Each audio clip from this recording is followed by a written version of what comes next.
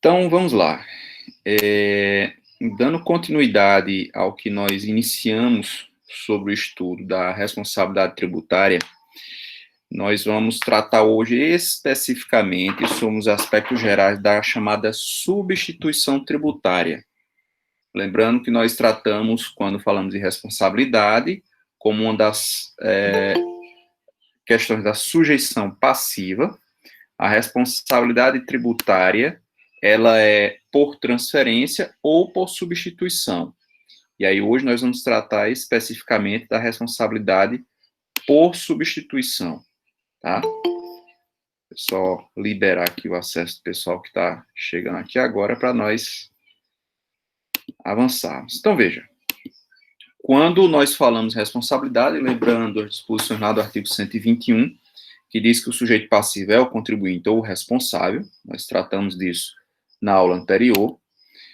Falamos sobre a questão da sujeição passiva direta ou indireta, aquela concepção que o professor Paulo Lucena traz, que o sujeito passivo direto é aquele que tem uma relação direta e pessoal com o fato gerador, ou seja, quem pratica o fato gerador, denominado assim como contribuinte, e a sujeição passiva indireta é aquele que responde perante o ente tributante por uma obrigação de terceiros, tá? Em razão de um fato praticado por terceiro, e aí eu faço até uma retificação dessa conceituação de Paulo Lucena, porque quando o fato gerador acontece nas chamadas indiretas, boa noite, Vitor. Existem algumas hipóteses em que a responsabilidade, a obrigação tributária, no caso da substituição tributária especificamente, nós vamos ver hoje, ela já nasce para o responsável. Então, você dizer que é por obrigação de terceiro não é 100% certo, porque quando há responsabilidade por transferência, a obrigação nasceu para o contribuinte e foi transferida para o terceiro.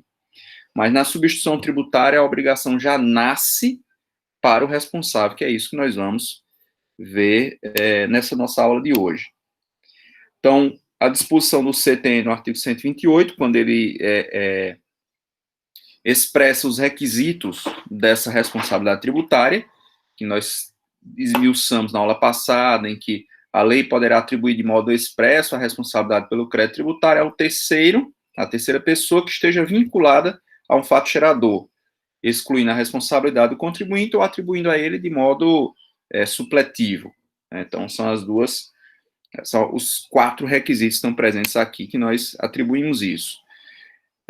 Analisamos isso. E aí nós tratamos sobre os 2 tipos de responsabilidade, por transferência e por substituição, em que a responsabilidade por transferência, como definição do próprio professor Rubens Gomes de Souza, ela ocorre quando a obrigação tributária, depois de ter surgido para uma pessoa, ela é transferida, ela por fato posterior ao fato gerador, ela é transferida para uma pessoa diferente. Tá? Então, foi praticado o fato gerador por A, até avançar aqui, A praticou o fato gerador, porém aconteceu um fato posterior, morte, negócio jurídico, falência, inadimplemento, insolvência, enfim, seria a sucessão, o que a gente poderia chamar de sucessão empresarial, sucessão hereditária, ou a sucessão por negócio jurídico, compra e venda de um bem, etc. E aí a lei determina que um terceiro seja transferido o dever de pagar o tributo. No caso, o adquirente do imóvel, o adquirente do estabelecimento comercial, o chamado espólio, no caso da transferência por morte, enfim. Na substituição tributária, que é o foco da nossa aula, o que é que traz à disposição? Que ela ocorre quando, em virtude de uma disposição expressa de lei, a obrigação nasce desde logo contra uma pessoa diferente daquela que esteja na relação econômica com o fato. Ou seja, é quando a legislação já diz que a obrigação que surgiu a partir do fato gerador praticado pelo contribuinte será cumprida por outrem, tá? Com relação a essa discussão, nós teríamos aqui como exemplo uma situação em que um sujeito A praticou o fato gerador, ilustrando isso, e em razão do sujeito A ter praticado o fato gerador, e aí nós vamos dizer que existe, inclusive, o fato gerador presumido, B é quem vai pagar o tributo. A obrigação tributária nasce para o sujeito B. Então, existe não uma transferência de obrigação, mas será uma obrigação própria do sujeito B, porque a lei expressamente diz que o responsável tributário seja esse sujeito B. E aí nós vamos ver alguns tipos dessa chamada substituição tributária, tá? Então, veja uma observação importante, está sublinhada aqui, que inexiste subrogação, que a subrogação é quando alguém assume o lugar de outro, que acontece na responsabilidade por transferência, tá? Não há qualquer transferência de dever entre o sujeito. O que existe é esqueci de colocar para transmitir para vocês, desculpem. O que existem é uma obrigação própria, tá? Cerca disso. Deixa eu espelhar aqui para vocês esse slide aqui, para ir facilitando. Na verdade, nós estamos revisando o conteúdo que nós tratamos na aula anterior, nesse primeiro momento, né? Para a gente adentrar especificamente, olha o que é que diz a respeito disso o professor Sacha Calmon. Ele diz assim, que na substituição tributária, a pessoa designada na lei como realizadora da hipótese de incidência, ou seja, que nós chamamos de contribuinte, é diversa da que, na consequência da norma, aparece designada como sujeito passivo da obrigação. Tá? Então, a própria lei já diz que quem vai cumprir aquela obrigação tributária não será aquele que realiza a hipótese de incidência, não será aquele que pratica o fato gerador. O sujeito passivo da obrigação tributária será um terceiro, tá? Que não o sujeito chamado, assim, contribuinte, certo?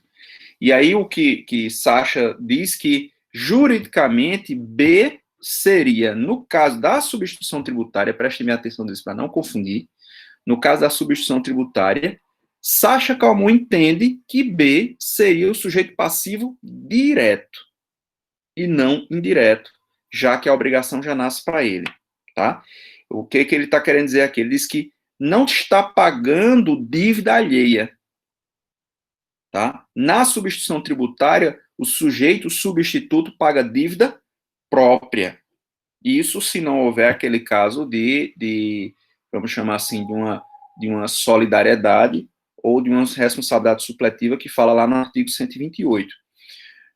Ele paga uma dívida própria, o que difere do contribuinte é que ele não praticou o fato gerador, pura e simplesmente. Mas a dívida, a obrigação tributária, nasce para ele, tá? Então, a sujeição passiva indireta, segundo Sacha, ele só aconteceria nos casos de transferência de responsabilidade, quando você paga uma dívida de terceiro que você assumiu. Tá? Não sei se vocês estão compreendendo o que ele está querendo dizer aqui. Tá? O que a gente vai distinguir claramente é o seguinte: na responsabilidade por transferência, paga-se dívida alheia, que o sujeito assumiu em razão de um fato que fez com que ele sucedesse na obrigação de pagar o tributo. Tá? Eu compro um imóvel, se eu compro um imóvel, as dívidas sobre aquela propriedade imobiliária são assumidas pelo adquirente. Mesmo o imposto sobre a propriedade sendo do contribuinte proprietário, eu, quanto adquirente, vou assumir uma dívida do tributo incidente sobre a propriedade na época que eu não era proprietário, porque eu realizei um negócio jurídico e a legislação diz que, nesse caso, você assume a responsabilidade tributária em razão do negócio jurídico realizado, tá? Se há uma aquisição de estabelecimento empresarial, se um grupo empresarial adquire outro estabelecimento empresarial, então ele assume as dívidas tributárias que existirem anteriores à aquisição. Então, serão sucedidas, tá? Isso é o que se chama de sucessão empresarial, tá? Vou dar um exemplo aqui a vocês. Aqui na nossa cidade, o Grupo Atacadão comprou o estabelecimento empresarial do Macro, Supermercados, que funcionava aqui nas margens da rodovia. Não só aqui, em várias cidades ele fez essa aquisição. Ele não comprou a empresa Macro. Mesmo assim, se fosse uma compra da empresa, aconteceria a mesma coisa.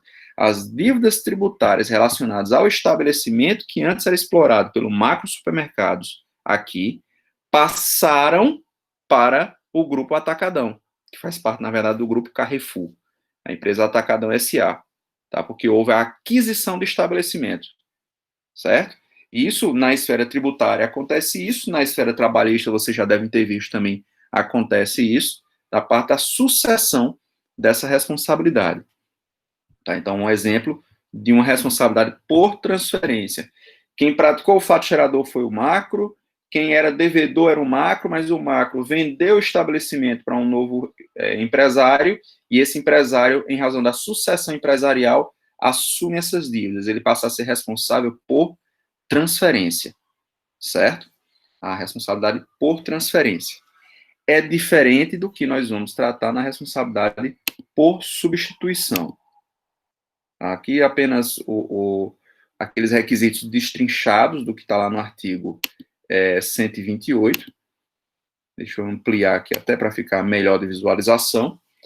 Que ele diz que os condicionantes para a responsabilidade existir, ela tem que ser estabelecida em lei, tem que ser estabelecida de modo expresso, não pode ser deduzido, presumido ou subentendido. Terceiro, a pessoa levada à condição de responsável tributário, ele tem que ter algum vínculo com o fato gerador, então tem que ter algum liame jurídico ou econômico com o fato gerador. E quarto, tem que ser dada a possibilidade do substituto de recuperar o valor recolhido a título do tributo. Então, mesmo a obrigação nascendo para ele, como no caso de substituição, que nós vamos ver onde está isso permitido constitucionalmente, é possível de ser concedido a ele a possibilidade de repassar o custo desse tributo para o contribuinte, de algum modo. Tá? Isso nós vamos ver como é que se trataria isso. Aqui eu vou destacar aqui algumas hipóteses que se chama qual universo está inserida essa questão da substituição tributária. A substituição tributária ela vai estar inserida naqueles tributos chamados plurifásicos, via de regra. Então, o ICMS, o IPI, o ISS, o PIS, COFINS, são tributos plurifásicos, ou seja, que elas incidem em várias etapas da cadeia produtiva. Poderíamos até tratar com imposto de tributos em cascata. Então, esse é o universo próprio para a aplicação da substituição tributária, nesses tributos, tá? Então, veja-se, por exemplo, que no caso do ICMS, o decreto 406 de 68 já assim disciplinava essa substituição tributária para o ICMS, tá? Como imposto plurifásico.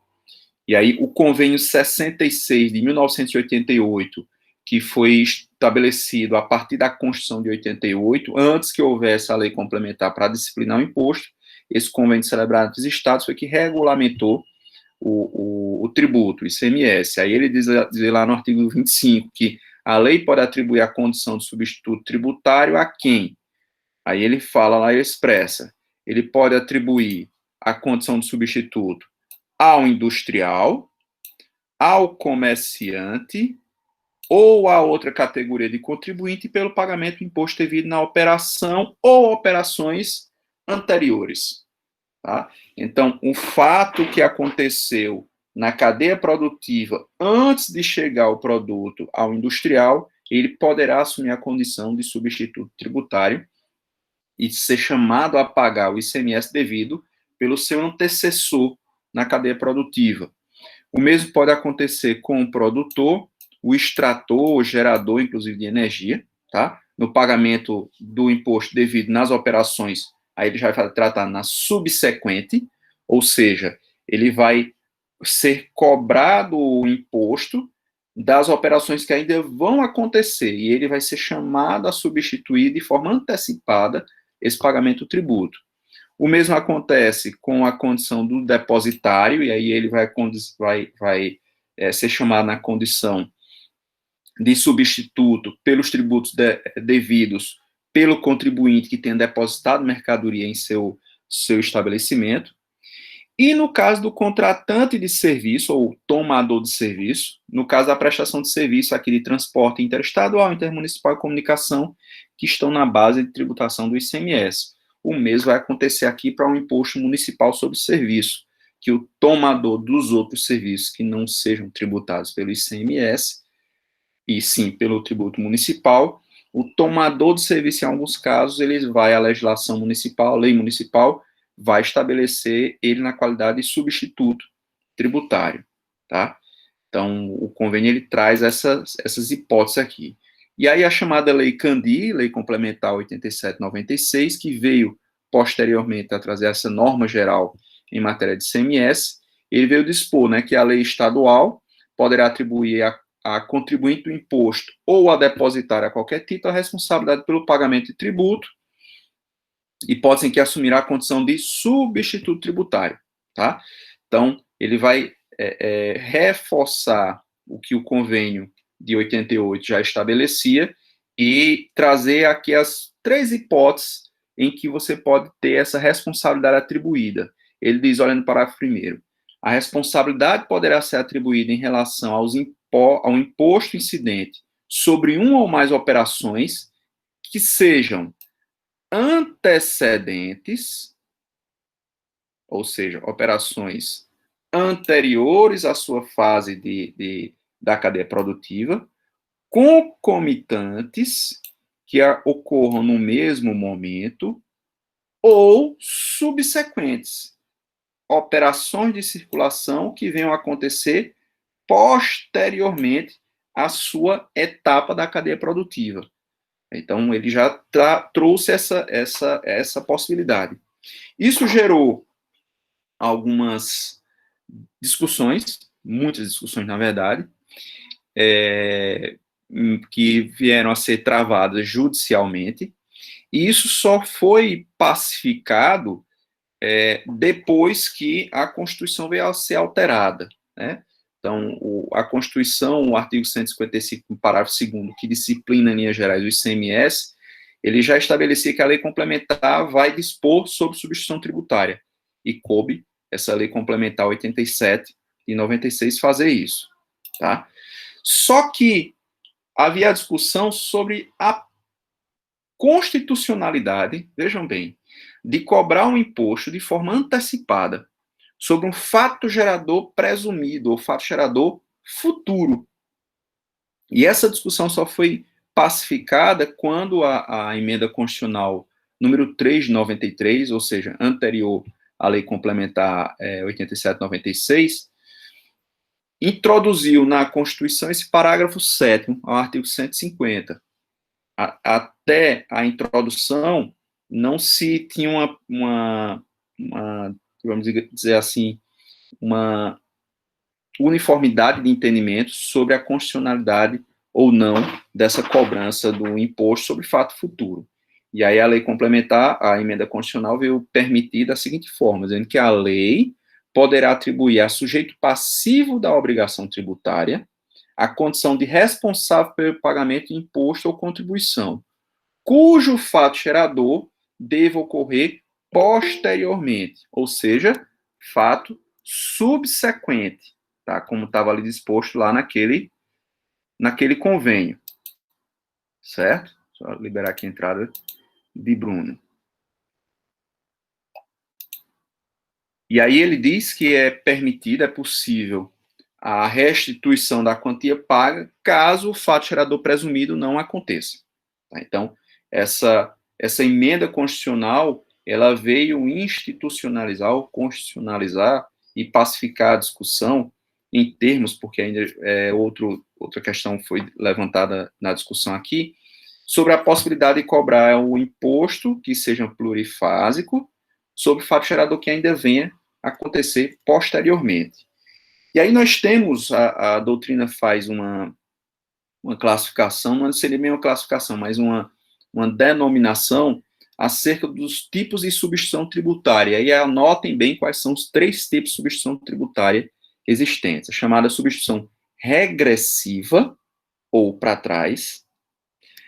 Tem a substituição progressiva ou para frente. E a substituição concomitante. Qual a diferença dessas três formas de substituição?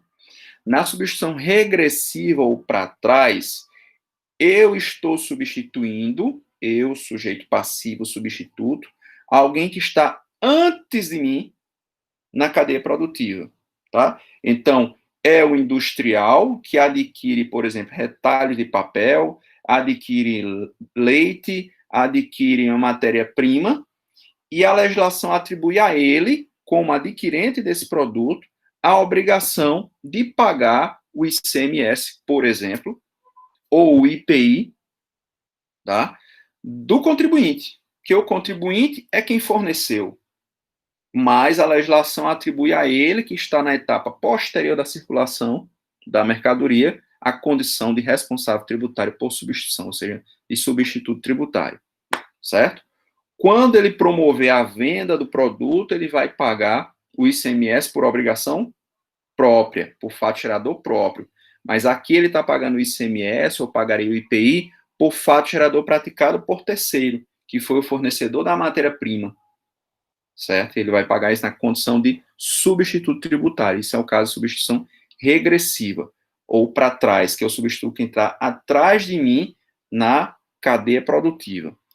A substituição progressiva, por sua vez, é aquela em que vai tributar o fato gerador presumido, aquele que vai acontecer, ou seja, eu vou ser cobrado na condição de substituto tributário por um fato gerador que o meu cliente, ou a pessoa que está depois de mim na cadeia produtiva, praticará. Presume-se que ele praticará. Então, se eu sou industrial, forneço uma mercadoria para um atacadista, pressupõe-se que esse atacadista está adquirindo esse produto para revender. Então, presume-se esse fato gerador a ser praticado por esse atacadista. Então, se eu sou um distribuidor e vendo para um comerciante um produto, presume-se que ele está comprando com a finalidade de revender. Tá? Então, com base nessa presunção, pela natureza da própria operação, é que a legislação poderá, a partir agora dessa emenda constitucional que criou, institucionalizou ou constitucionalizou no parágrafo 7º essa substituição progressiva, é possível que alguém que esteja antes do contribuinte, veja, antes daquele que praticou o fato gerador na cadeia produtiva, seja chamada a condição de substituto tributário, e aí terá o dever de pagar o ICMS por um fato gerador futuro, que presume que será praticado pelo adquirente do produto da mercadoria. Tá? Então, isso é chamada substituição progressiva. Então, regressiva, pense numa cadeia produtiva, numa sequência. Na regressiva, o substituto está substituindo alguém que está antes dele na cadeia produtiva para recolher o tributo que seria originalmente devido por ele, mas que foi, por lei, determinada a obrigação a ele como substituto tributário. Na substituição progressiva, eu estou substituindo alguém que está depois de mim na sequência da cadeia produtiva, na condição de substituto tributário, no chamado substituição progressiva ou substituição para frente. Ou seja, estou substituindo alguém que está à minha frente nas etapas de circulação do bem e do produto, certo? E o que seria a substituição concomitante é aquela que ocorre no mesmo momento, e isso é bem comum, o exemplo que acontece no imposto de renda retido na fonte, em que o fato gerador acontece, pagamento do rendimento, e a fonte pagadora é a ela atribuída a obrigação de reter o imposto e fazer o recolhimento. Seria o caso da substituição concomitante. Esse caso que eu destaco aqui do PIS e COFINS, a substituição que acontece no caso de medicamentos ou de pneus, na verdade não se trata de uma substituição concomitante.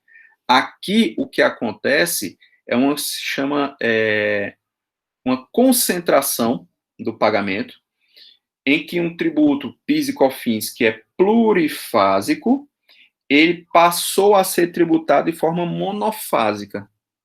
De que modo?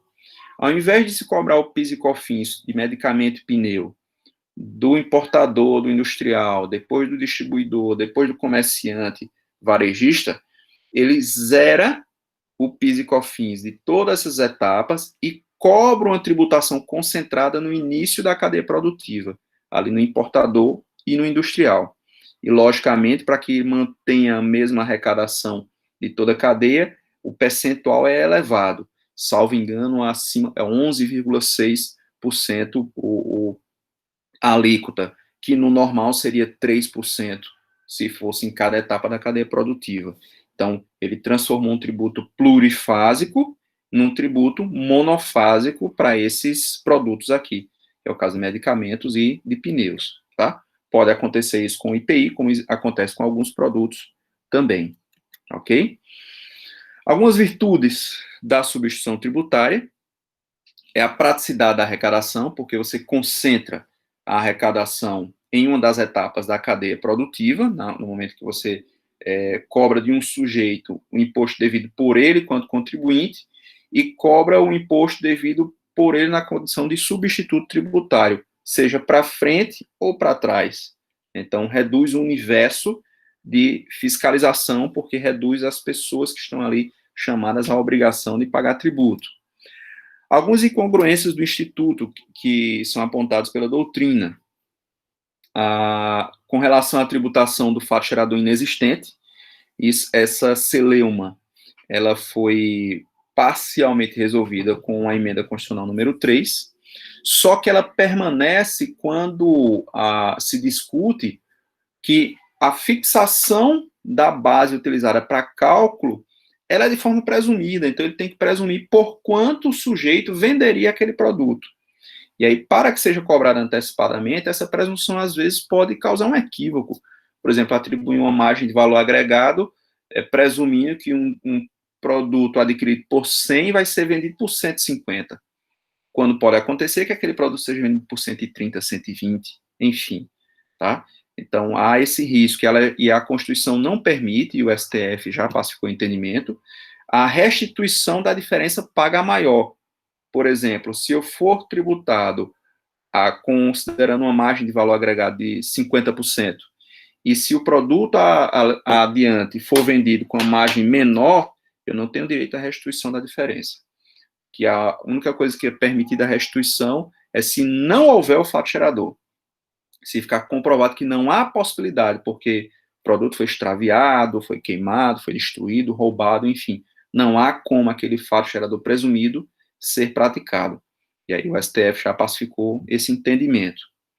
Segunda incongruência apontada com relação essa tributação como substituição tributária é um bis in idem, uma dupla incidência que acontece aqui no PIS e COFINS, nesses comerciantes de pneus novos e medicamentos que sejam optantes pelo Simples. Por quê? Porque dentro da alíquota composta do Simples, está lá o PIS e COFINS. Se eu sou um comerciante e adquiro um produto e vou revender, quando eu pago o percentual do Simples, eu estou pagando, dentro da composição do percentual do Simples, um valor correspondente ao PIS e COFINS. Só que a lei, que criou a tributação monofásica para esse produto, zerou o PIS e COFINS para o comerciante. Então, a tributação passou a ser monofásica. Tá? Foi levada à discussão isso aos tribunais. Eu, particularmente, quanto advogava, inclusive, manejei algumas ações nesse sentido. E o posicionamento, que é uma questão de planejamento tributário. Se os direitos à dedução, à redução, só é possível se o contribuinte optar por um chamado regime de tributação pelo regime do lucro real.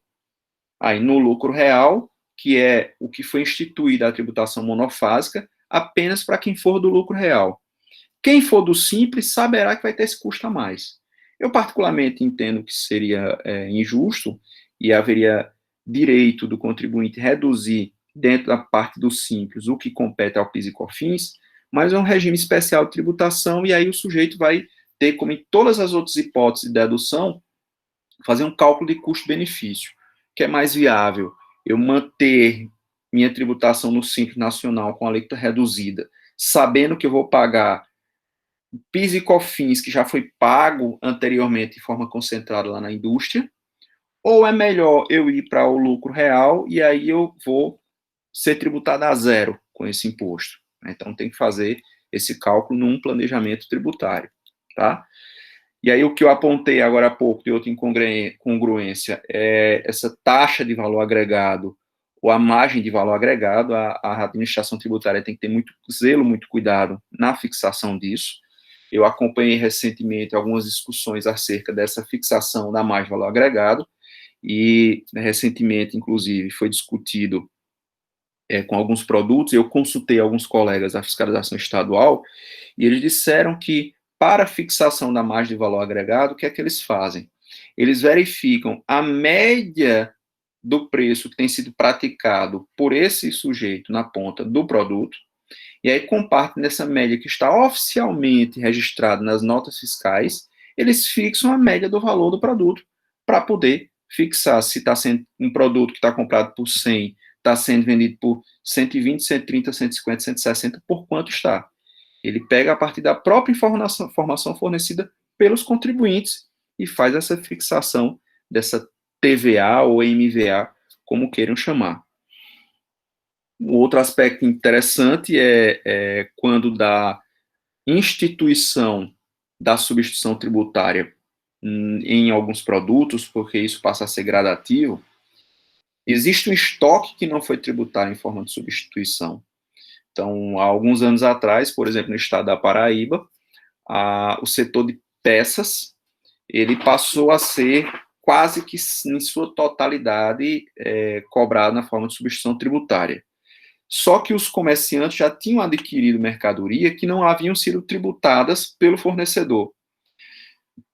E aí, como a partir de então ele não pagaria mais o ICMS, não tinha como controlar o que era mercadoria anterior e posterior na hora da venda, na instituição do regime, que aquela legislação estabeleceu que o comerciante deveria pagar o ICMS sobre todo o estoque existente no momento da instituição da substituição tributária. Isso eu recordo que tiveram os contribuintes com problema seríssimo, que tinham um estoque muito alto, e eu, por exemplo, acompanhei um comerciante que ele teve que pagar algo em torno de 5 milhões de ICMS sobre o estoque que ele tinha lá, né, para poder dar continuidade e agora não mais pagar o ICMS, já que vinha tributado lá pelo distribuidor. Tá? Então, ele tem esse momento de transição que causa esse, vamos dizer assim, esse talvez desequilíbrio até para descapitalizando os contribuintes, certo? Então, em linhas gerais, é isso a substituição.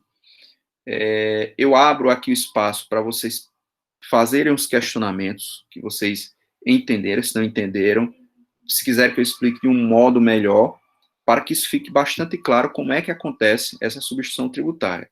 E aí eu franqueio a palavra, inclusive para Fred, se quiser trazer algum exemplo aqui, como a experiência dele, para ajudar na compreensão. Fiquem à vontade. Não, professor, boa noite, professor. Basicamente, é isso que o senhor falou mesmo, né? Agora, na prática, sim, a gente tem muito, assim, na prática mesmo, a gente sente muita dificuldade na classificação, substituição tributária, antecipação tributária, aí fica aquele monte de mistura tudo, faz um emaranhado de coisa. Você explicou melhor, agora deu para entender melhor, uma ter uma noção mais correta, né? Uhum. Porque na prática mesmo, a gente mesmo se perde, viu? Às vezes lá. Tu falou numa expressão aí agora, Fred, que eu vou até pegar essa deixa que você falou, uma coisa de antecipação. Existem dois institutos hoje praticados pelos estados na parte do ICMS, que é o ICMS substituição e o ICMS de forma antecipada. Qual a diferença desses dois? Entenda, eu vou até pegar um papel aqui para rabiscar e ilustrar isso de forma melhor. O que é que acontece? Lembram o que eu falei sobre substituição? Na substituição, A praticou o fato gerador, seja A quem esteja atrás. Vou até fazer uma expressão de um modo diferente. Vou pegar aqui 3 sujeitos, A, B e C, pensando numa cadeia produtiva, certo? Pensa aqui como etapas de circulação de uma cadeia produtiva, certo? Pense A como industrial, B como distribuidor e C como o comerciante, Ok? Então, em cada etapa da cadeia produtiva dessa aqui, há a incidência do ICMS, tá? Que é o Imposto sobre Circulação de Mercadoria. Por isso que diz que é um tributo plurifásico, tá? Nessa fase da circulação do bem, nessa fase da circulação do bem, e nessa, a incidência do imposto. Beleza. O que é que a substituição tributária faz? A substituição tributária diz que o imposto devido em razão da prática do fato gerador por A praticou o fato gerador, mas a legislação determina que quem vai pagar o ICMS é B. Isso é chamada substituição regressiva. Eu estou substituindo alguém que está atrás de mim na cadeia produtiva. Ok? Na substituição progressiva ou para frente, eu estou substituindo alguém que está depois de mim na cadeia produtiva. Pense isso aqui como uma linha do tempo, uma timeline, que tem uma sequência. Tá? Aí na substituição progressiva, o que é que acontece? B, por exemplo, vende a mercadoria para C. C é comerciante. Se é comerciante, presume-se que ele vai vender a mercadoria e será devido ICMS. Que aquela legislação diz, opa, se ele vai vender a mercadoria, eu posso já cobrar o ICMS aqui na etapa anterior. Tá? Então, B vai pagar o ICMS dele como contribuinte e vai pagar também o chamado ICMS substituição tributária, o ICMS ST. Tá vendo aqui, ó? ICMS substituição tributária. Que ICMS é esse? Era esse aqui, ó, que seria pago por ser apenas quando ele vendesse a mercadoria. Mas já vai ser pago aqui por esse sujeito. Certo? Isso é substituição tributária. Primeiro caso, regressiva, em que o ICMS devido por esse vai ser pago por esse aqui. E no segundo caso, progressiva, como o ICMS devido pelo fato gerador praticado por esse, vai ser pago por alguém que está antes dele na cadeia produtiva. Isso é substituição tributária, ok? O que é ICMS antecipado? ICMS antecipado é quando eu compro a mercadoria, o meu fornecedor não paga o ICMS que será devido por mim quando eu vender a mercadoria, mas quando a mercadoria chega ao meu estabelecimento, o Estado exigir que antes mesmo de eu fazer a venda da mercadoria, eu pague aquele ICMS. É assim que se pratica aqui no Estado, não é verdade? Então, você comprou a mercadoria, estamos agora no mês de novembro, as empresas estão retomando a atividade depois desse período mais sério da pandemia. E aí estão se preparando para as vendas de final do ano. Estão comprando mercadoria. Quando a mercadoria chega no estabelecimento agora, nesse mês de novembro, eles tenha vendido, venda ou não agora em novembro, ele já vai ter que pagar o ICMS no dia 10 de dezembro. Ah, professor, e se ele só vender essa mercadoria em dezembro? Já vai ter pago no começo de dezembro. E se ele vender só em janeiro? Já está pago. Tá? No ICMS antecipado, ou como o Estado da Paraíba chama ICMS garantido, é o próprio contribuinte que paga o ICMS devido por ele, por um fato gerador praticado por ele, só que o fato gerador ainda não aconteceu. Vai acontecer depois. Aí ele paga o ICMS de forma antecipada. Certo? É assim, só a diferença. Não há substituição tributária nesse caso. É o próprio contribuinte que está recolhendo o seu imposto, só que está fazendo isso de forma antecipada. Na substituição tributária, quem cumpre a obrigação é um terceiro, chamado de substituto tributário. Entendeu? Só para ficar clara essa diferença aí. Não sei se eu consegui ser claro para todo mundo. Tranquilo? Tá? Esse não é um assunto fácil, não é um assunto simples, eu estou aqui simplificando, é um dos assuntos, na prática, é uma das questões que geram mais embates e dificuldades de escrituração e na relação fisco-contribuinte na tributação, hoje no Brasil, a própria não cumulatividade com essa questão de substituição tributária, ela é bem polêmico e gera uma série de conflitos, mas aqui eu estou querendo trazer para vocês a noção geral, apresentar para vocês a noção geral do que é a substituição e como é que ela acontece. É uma responsabilidade por substituição. O que é que vocês precisam fixar na cabeça? A diferença entre responsabilidade por transferência e a responsabilidade por substituição. Essa é a primeira coisa que vocês têm que fixar. Na transferência, o fato gerador foi praticado pelo contribuinte, a obrigação nasceu para ele. Aconteceu um fato posterior que essa obrigação foi transferida para o responsável tributário. Tá? Na responsabilidade por substituição, olha a expressão, ele é substituto. Então, ele substitui o contribuinte no cumprimento daquela obrigação. O fato gerador foi praticado pelo contribuinte e a obrigação já nasce para esse substituto.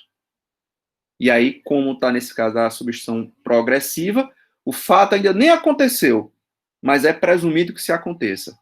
Então, alguém é chamado à condição de substituto tributário por um fato gerador presumido, ou seja, que irá ainda acontecer. Certo? Então, é isso que eu queria trazer para vocês nessa aula de hoje. Espero que tenha sido claro e me coloco mais uma vez aqui à disposição para quaisquer dúvidas.